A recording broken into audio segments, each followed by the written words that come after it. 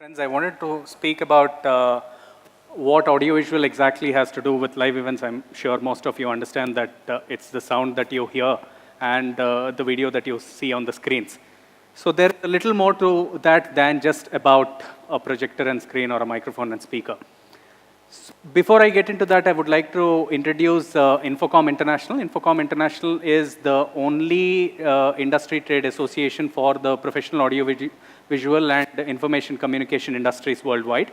So we are about 5,000 members globally from more than over 80 countries, which includes AV consultants, system integrators, dealers, distributors, system integrators, AV suppliers, rental and staging, event agencies, end users. A lot of educational groups are also members of Infocomm who use most AV facilities in their classrooms and meeting spaces. So the three main objectives of Infocomm are primarily on the education, resources, and the events front. On the education front, there's a lot of online content that has been developed on professional audiovisual. There are courses and curriculum that are structured around certification programs. On the resource front, we conduct market surveys and market research on understanding the dynamics of the professional AV industry. A lot of standards, technical standards have been developed over the years. And from the events front, right from the local roundtables to regional exhibitions, and our signature trade show, Infocomm show that happens every year in US, has more than 50,000 footfalls. So it's one of the larger trade shows in the US as well. So AV is everywhere. It's not just the projector and speaker, microphone and speaker, or the projector and screen. So every touch point that leads to a technology gadget starts or ends with an audiovisual device. So it could be your meeting room audiovisual equipment in classrooms, or the distance learning gadgets, video conferencing, and then Congress solutions in the government, or boardroom automation, touch panel control systems in corporate boardrooms, entertainment on hospitality, right from the sound and light for concerts and entertainment events, and sound reinforcement in places of worship. So let me play a small video to give you an understanding of what exactly AV does in live events.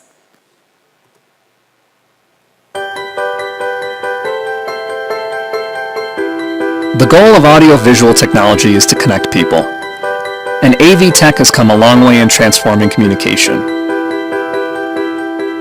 It has amplified voices, broadcasted stories, and changed the ways people communicate.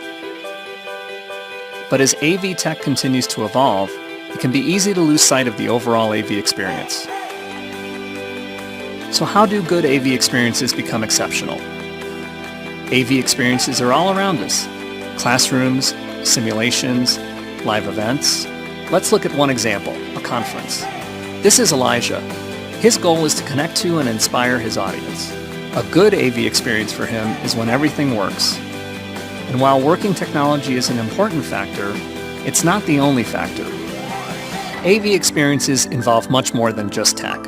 In order to create exceptional AV experiences, the space and the content should also be considered. So let's explore these a little. Space is where the experience will be contained. This can be a typical meeting room, the exhibit halls of a museum, or an amphitheater. Content is the message being conveyed. This can include a speaker's presentation, an interesting exhibit, or a live musician's set list. And tech is the medium through which content is delivered. This can be telepresence hardware, interactive displays at a museum, or the loudspeakers at a concert. So these components may seem pretty obvious, but why do they matter? By thinking of how the space, content, and tech all work together, an experience emerges that can be greater than the sum of its parts. And a good AV experience can be transformed into an exceptional AV experience. Then people like Elijah could achieve their goals, exceed their audience's expectations, and inspire action.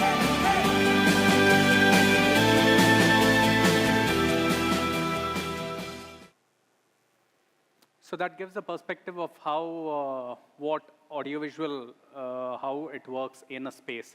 and in terms of live events and conferences. So it is not independent of the venue and the content or the message that a speaker would like to convey. So how do we achieve this? So this can further be ensured and approached in a systematic manner by breaking the entire process into 4 areas. So the first phase is the initiation, the second phase preparation, and then the execution, and then the closing phase. So for all this to work, you need a professional project manager or an AV manager. So his job is to ensure he designs the scope of work, ensures the resources at hand are organized, defines the detailed scope, and then a detailed production schedule.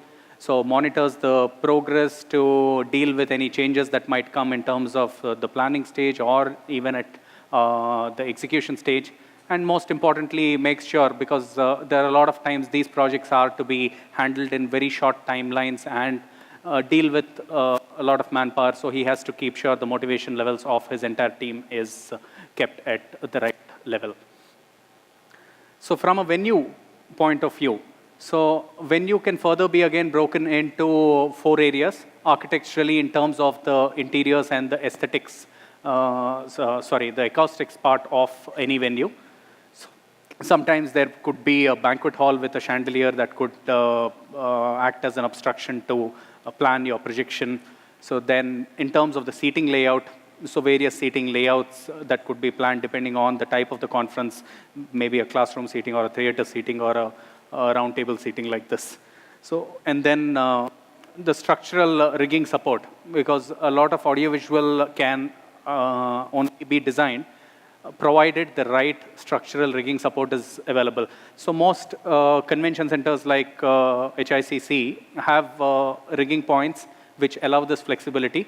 So we tend to face challenges in banquet halls which might have fixed ceiling without the option of rigging infrastructure. And yeah, the last but not the least is the quality of the power, which always plays an important role. Because while we are dealing with multiple areas of audiovisual, lighting tends to absorb the maximum power. So we have to always make sure lights is on a separate phase of power, and then the rest of all the gadgets can be left on another phase. A simple stage design looks like this. So we have to make sure the lighting and the trussing is planned in a manner that there is a back of house truss and a front of house truss. The front of house truss has to be placed in a manner that the lighting is ideally at a 45 degrees. If it is any narrower than that, it might leave shadows on the face for the video to capture the speaker, or any wider than that will actually reflect into the eyes of the speaker, and it will make it uncomfortable from him. Plus also it could reflect back on the screen. So there are defined metrics on what should be the ideal angle, what should be the ideal height, and in the interest of time, I won't get into more details. So similarly, the speaker position should always be ahead of the front of the stage, because the output from the speaker comes back and it could be picked up by the microphone, which creates a feedback effect which needs to be avoided. The seating plans, which I was just talking about, there are standards around this in terms of theater seating, the aisle space that has to be left, classroom seating or round tables. The most ideal in most, the highest quality of AV experience can be achieved in a tiered seating only. That's why if you see most auditoriums are always in a tiered seating format. So coming to sound, once again, it depends on the space and the quality of equipment that we have. The same speaker might not be suitable in every environment. So it could be a point source speaker or a line array speaker. It could be a distributed system. So depending on the ceiling height and the length and width of the halls and the acoustic environment there, we will have to determine the right sound system which will suit an application. Similarly, lights, we just touched upon the angle and positioning. So this is also dictated by the height that is available to rig the truss where we can position the stage lighting. vision, we don't see those projectors as often these days. Mostly, at least with the larger conferences and events, it's been taken over by LED video walls like this one. But otherwise, if there are venues where we still use projection in live events, it's recommended that we could stack projectors one below the other. So it kind of creates redundancy. We will have to ensure that is not coming in the line of sight in case it is front projection. So if it is a large stadium or a bigger environment where it is not possible for the camera to be placed as closer to the stage, we will have to use sports lenses and accordingly determine the distance from the camera to the stage. Yeah, this is one of the more important aspects when we design AV. There are simple thumb rules in identifying and determining the right screen size. So it depends on the content. So given the hall specifications and the seating layout, so the ideal recommended seating has to be to start from 2 times the height of the screen. So, and then depending on the content, in case it is a general video content, the farthest that we can go is about 8 times the height of the screen. So if there is content like a presentation where there is content and text that needs reading, it is recommended that we maintain the farthest row or seating to 6 times the height. And if it is more detailed inspection material like CAD layouts, or a lot of medical conferences do live surgeries and live transmission. So there it is recommended that we keep the screen size to an extent of 1/4 of the distance of the last row of seating. So there are also thumb rule metrics around determining the right size of font that has to be used to ensure your delegates are experiencing the right quality of AV and readability. So rigging, we touched upon this earlier. So a lot of venues might not have the luxury of rigging points from the ceiling. So we will have to have wind stands on the floor and ensure how that kind of doesn't obstruct the line of sight. So on the whole, so to summarize, and from the video that you guys must have understood that an AV experience cannot be created independent of the space.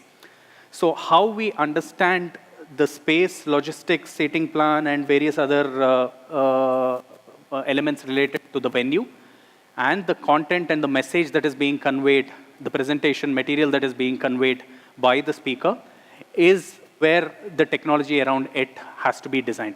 So it is important that all 3 parties have to work together to ensure and design the right quality of an AV experience. So at this point of time, I would also like to take an opportunity to introduce our business. We are a group of more than 300 professionals at this point of time, and then I've been in the business for more than 35 years.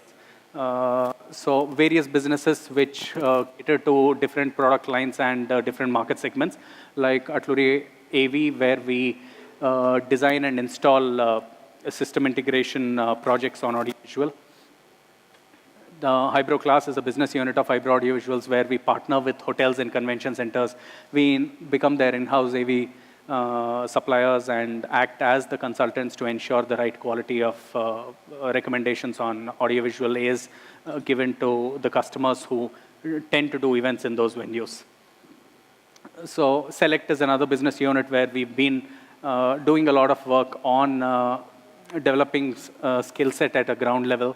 So we've been picking up technicians from diploma colleges and then training them on professional AV and ensure that they are capable to go ahead and pick up jobs in the base level AV operations.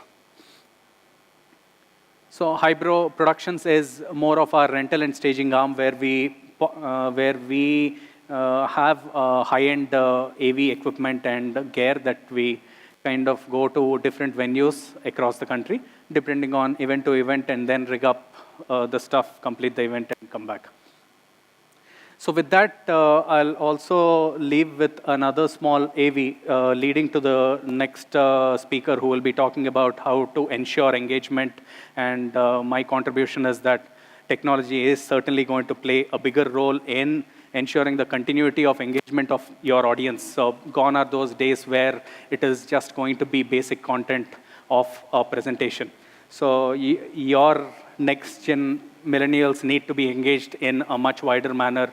Today, there are variety of event technologies. It could be augmented reality, projection mapping, virtual reality, social media integration, mobile apps. So it is, we have to deal with this necessary devil, you like us or not. So we are a part of the conventions trade, and it's only getting more complex out there.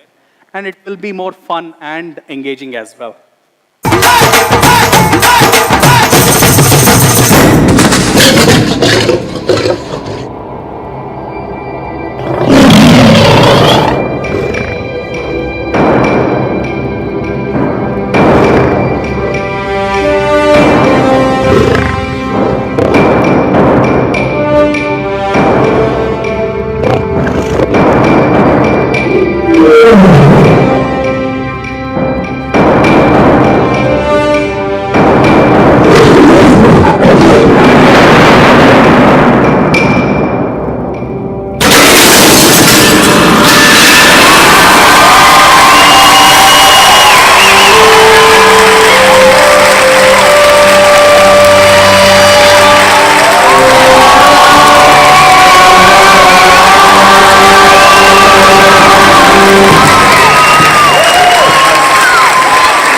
Yeah, that's a small snippet of augmented reality and where events are heading to.